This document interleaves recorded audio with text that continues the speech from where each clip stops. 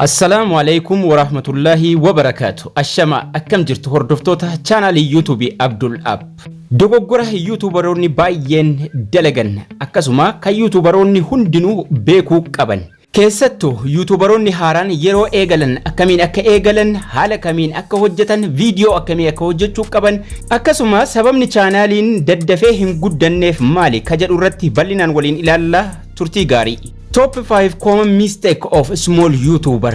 Yeroo baay'ee dogoggora YouTuberoonni xixinnoon yookaan YouTuberoonni reef lafaa ka'aa jiran dogoggora jarri hojjetantu jira channelii jaraa irratti. Dogoggora kana tartiibaan 1 2 3 jennee waliin ilaalla. Tokkoffaa inni tokkoffaan creating a video that nobody cares about. Sababni YouTuberoonni xixiqqoon hin guddanneef video namni dhimma irraa hin qabne hojjechuu. Video yeroo irratti hundooftanii hojjechuu qabdu jechuudha. Video namni daawwachuu barbaadu. Channeliin keessan akka guddatu barbaadu taanaan video yeroo san barbaadamaa jiru yookaan immoo dhimma yeroo san irratti barbaachisaa ta'e irratti dalagu. Sanaan ala video namni daawwachuu hin barbaanne yookaan immoo video yeroodhaan ala yoo dalagdan namni tokkittiin video sana daawwachuu irra dantaa hin qabu jechuudha. Kana jechuun channeliin keessan hin guddatu. Lammaffaa wrong YouTube intro kanarratti faa bareechitanii xiyyeeffachuu qabdu. Xiyyeeffannaa guddaa barbaachisa.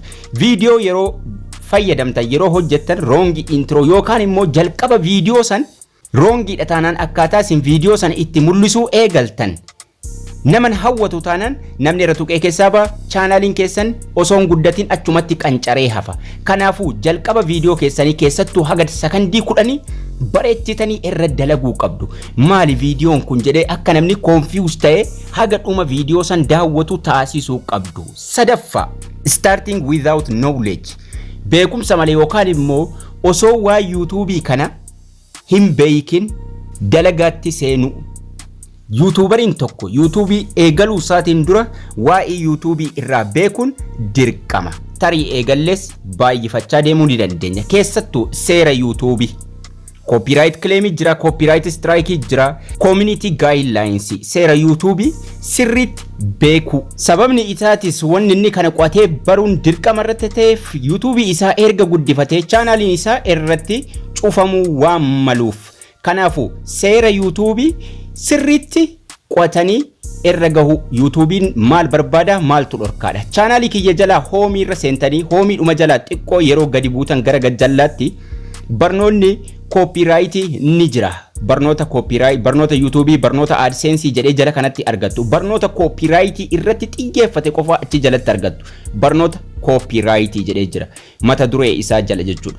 Xiyya san yeroo gadi tuqxan barnoota copyright guutuu isaa achi jalatti argattu. Copyright sirreessuudhaaf claimiin maal akka ta'e, copyright claimiin maal akka ta'e, copyright strike maal akka ta'e, akkasuma community guidelines maal akka ta'e, seera YouTube yoo cabsine maaltu akka uumamuu danda'u, akkasuma wanni YouTubein dhorkaa nurratti godhe maal akka ta'e guutuun isaa sirriitti ibseen jira. Barnoota kana warri hin daawwanne barnoota copyright jala sirriitti argachuu dandeessu. Arfaffaan not focusing on one niche. Kaataagorii tokko irratti hundaa'uu dhabu. Kana jechuun video adda addaa channelii keenya irratti maxxansuun rakkina guddaa channelii keenya irratti fida. Kana jechuun channeliin sun hin guddatu, nutillee waan tokkoon kan silaa beekamuu qabnu rakkina nurra godhata. Fakkeenyaaf video kanarra yeroon tuqu video YouTube studio keessaa irra tuqnee mallattoo qalamaa gubbaa kanarra tuqa. Sanaan booda more ka jedhu more option ka jedhu jala jira. Bakka irraa kaataagorii jijjiiruu more option yeroon irra tuqe bakka kaataagorii jedhu jira. Education dha kiyya barnoota jechuudha. Kana jechuun kaataagorii kana jala waan baay'eetu jira. Channelii keessan irratti waan tokko irratti hundaa'u barnoota irratti hundooftu taanaan education, comedy adda addaa, qoosaa adda addaa hojjettu taanaan akkasuma comedy.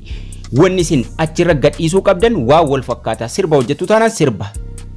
Entertain waan nama godhu hojjettu taanaan entertainment. Sportii hojjettu taanaan sportii. Sanaan ala channelii keessan irratti wama argattan achirra walirra qabdu taanaan fakkeenyaaf namni tokko sirba har'a maxxansee torbee dhufu keessa comedy adda addaa maxxansa taanaan channeliin sun guddinni isaa gaduma adeema. Maaliif waan tokko namni isin beeku hin jiru jechuudha. Geemii maxxansita, bor sportii, waan adda addaa, barumsa, waan waliin fakkaanne channelii sanarratti wal makaa deemuun akka chaanaaliin sun hin guddanne godha jechuudha. Akka chaanaalii sanarra namni quba hin qabne godha.